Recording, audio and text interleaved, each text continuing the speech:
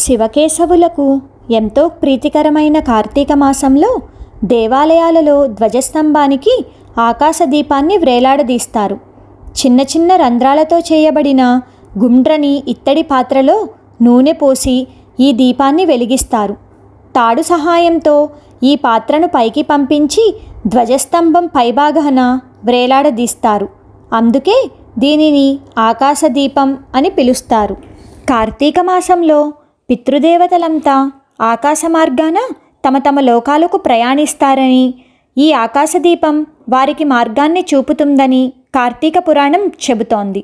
శివకేశవుల తేజస్సుతో ఈ దీపం సమాజంలో అజ్ఞానపు చీకట్లను తొలగించి ప్రపంచానికి వెలుగును ఇస్తుంది అని నమ్ముతారు. ఆకాశదీపం వెలిగించిన, ఈ దీపంలో నూనె పోసిన, ఈ దీపాన్ని దర్శించుకుని నమస్కరించుకున్న పుణ్యం ప్రాప్తి కలుగుతుంది.